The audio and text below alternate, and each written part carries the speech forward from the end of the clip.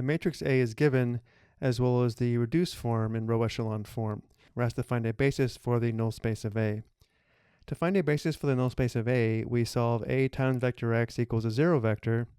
The vectors in the spanning set of the solution form a basis for the null space. So notice how we only have matrix A in row echelon form. If we wanted the augmented matrix for the equation A times vector x equals 0 in row echelon form, we would have a fifth column of zeros. I'm going to go ahead and include the fifth column of zeros for the augmented matrix. So again, now we have the augmented matrix in row echelon form for the equation A times vector x equals a 0 vector. Now we could continue and write the augmented matrix in reduced row echelon form, but let's go ahead and leave it in this form.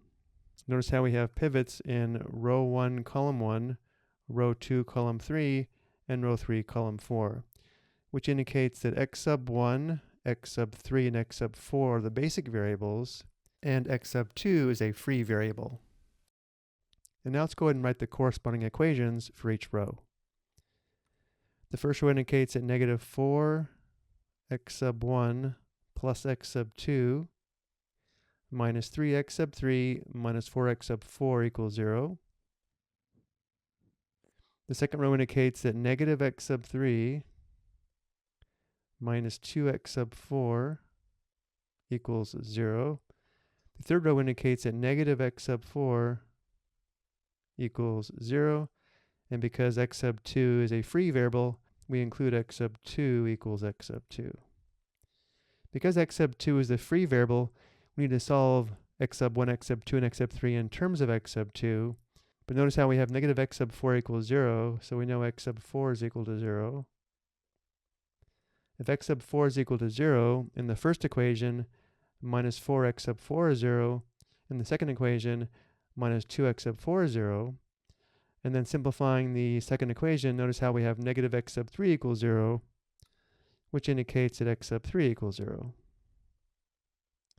And if x sub 3 is equal to 0, in the first equation, minus 3x sub 3 is 0. And the fourth equation remains x sub 2 equals x sub 2. And now let's solve the first equation for x sub 1.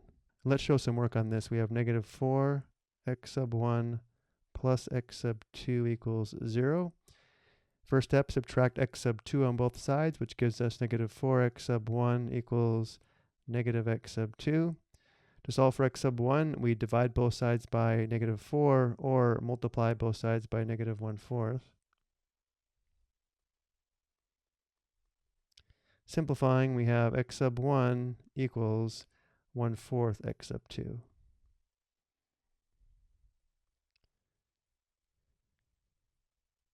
Let's go ahead and parameterize the solution by letting the free variable x sub 2 equal t.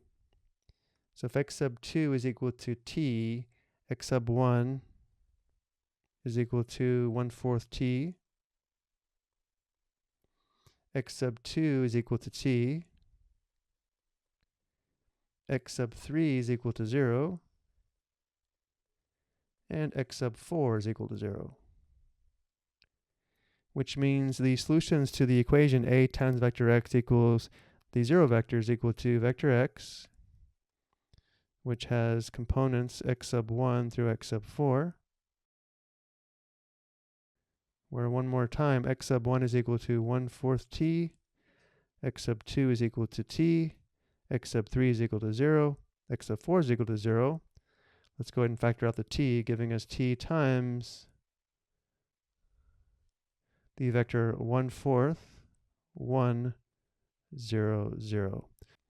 Since the solution to A times vector x equals a 0 vector is x equals t times the vector 1/4, 1, 0, 0, and the vectors in the spanning set of the solution form a basis for the null space. A basis for the null space is the vector 1/4, 1, 0, 0. I hope you found this helpful.